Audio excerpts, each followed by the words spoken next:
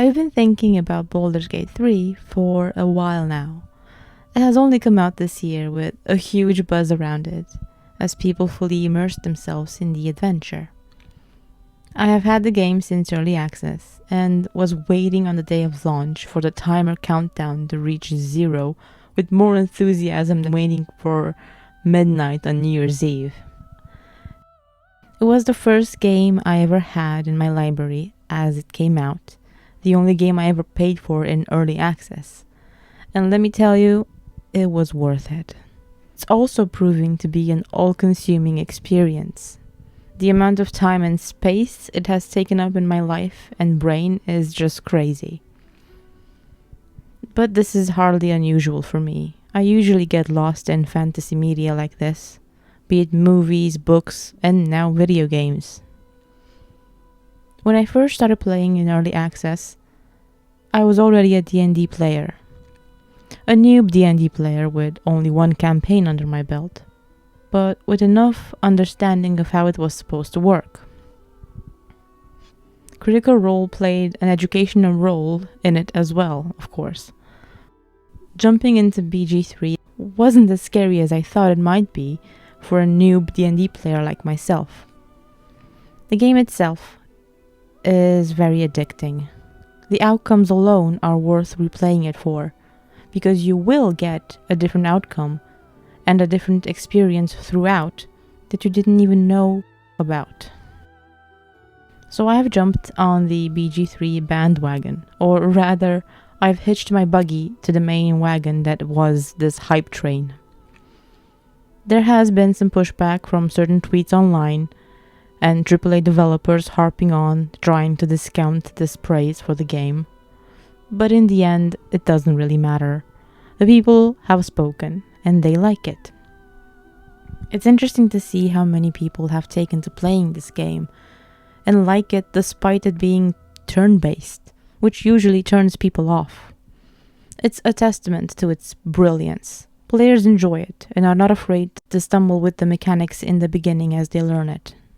This goes to show that quality and great storytelling are still appreciated, and we don't want to play the same style of game forever. We have all been pulled in by the story, the companions, and the allure of adventure that it promises. Let me demonstrate. I was exploring this rocky shore down by a river close to a druid grove, and I could hear this melodic singing voice somewhere in the distance. I followed it, of course, tried to see where it was coming from. As it was getting louder and louder, and I was getting closer, I reached a sandy shore and saw a child looking over the water, also listening to the music. Shh! Listen! Don't you hear it? It's so peaceful. You want to get closer.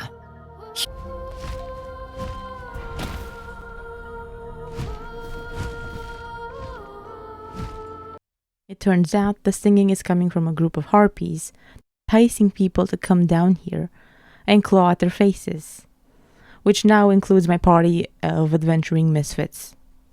Cue the battle music and roll for initiative, because you've stumbled into a random encounter in BG3. You end up saving this child from these harpies and gain an ally in his band of orphans back in the grove. This is just one encounter that completely took me by surprise in BG3, and it's just a little side quest I stumbled upon by accident. I can't believe the sheer talent and passion that went into this game. It has a magic touch like you wouldn't believe that it managed to lure me into a trap like this just by playing on my curiosity. Now, since it is a licensed D&D game, it uses the same mechanics for the most part. You will recognize the spells, the classes, the races, the world, and so on from a typical D&D game. Granted, you can't play as some of the more unusual races, but the core races and classes from the player's handbook are there. Plus Githyanki, which was new to me. I had no idea what a Githyanki was. What I have found especially beautiful is how they tackled the components for spells. Usually in a D&D game, you have a mix of verbal, somatic, and or material components for each spell. You can buy a component pouch with every ingredient you might need in it. I'm sure none of us playing Baldur's Gate 3 will want another inventory for spell junk ingredients like pieces of copper or string or fleece. That would be too much to manage. It's already too much to manage. Now, the only things that Larian put into the game for spell components are the verbal and the somatic component, in the form of a Latin word and a gesture. I had so much fun casting spells in the beginning that I used up all my spell slots the first time I had every companion with me in my camp, just because I wanted to see how each spell sounded and looked like. This little detail was so beautifully designed. It adds such gravitas and power to each spellcaster.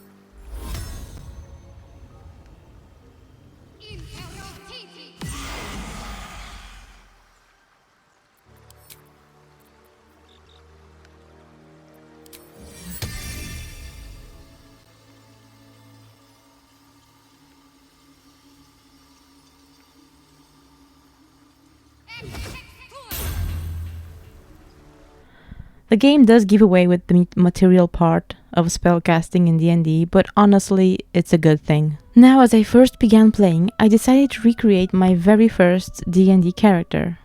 This was back when the game was in early access, so I made my tiefling rogue. Character creator part didn't take me so long. I knew exactly what I wanted to play as and what she looked like. I've heard people spending a lot of time in character creator at launch, and it's understandable. The amount of options you're given is staggering. It's fun to play around and make the character you have in your mind. You'll be playing them for a while, so you want to get it right. Even so, the character creator part in Baldur's Gate 3 is pretty straightforward, or at least that is how it felt to me. It's not as extensive as some other games I've played. Skyrim had so many options to customize your facial features, body types, whereas in Baldur's Gate 3 you just have a few preset faces you could choose from. The same goes for body types. You have like 4 options for body types and a few options for genitals as well. But in essence, there are presets.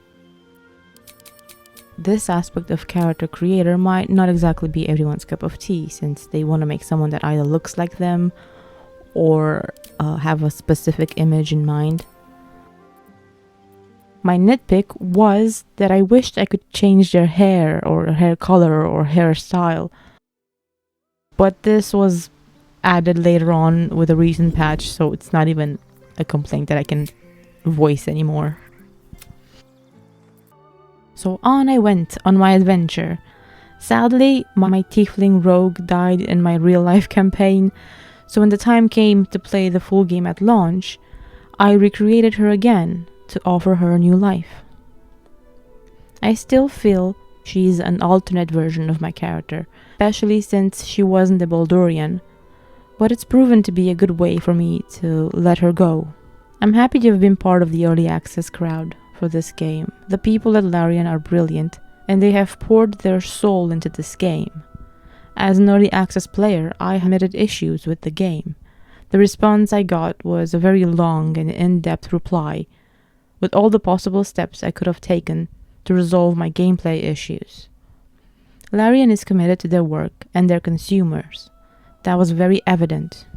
We, the consumers, see this in the amount of detail they juggle with, from companions and the beautiful landscapes the D&D lore and music. Oh, the music in this game. The veritable magnum opus by itself. Borislav's music is the biggest cherry on top of this game. My first full run of BG3 is almost done, I think. I'm in Act 3 and I can't wait to start from the beginning again with a different character. I feel like the story progression with each character will break my heart a little by the end, but I tip my imaginary hat to everyone at Larian for bringing out so much emotion and care. The praise we now see for Baldur's Gate 3 and Larian should be a wake-up call and not a call to arms from competitors. I hope that other developers take note and start prioritizing their consumers more. I'm also a Dragon Age fan, having played all the games recently for the first time, but I'm already jaded on the prospect that Dragon Age Dreadwolf will do justice to its story. I hope it will, but news coming out about it makes me doubt.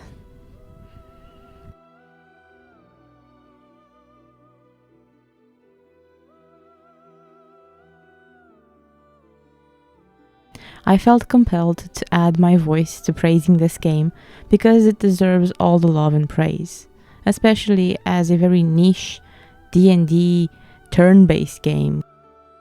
I will not be recreating my current life D&D character for fear that she may also die. I'm blaming the game for jinxing my tiefling, so I'm not touching it with my new character.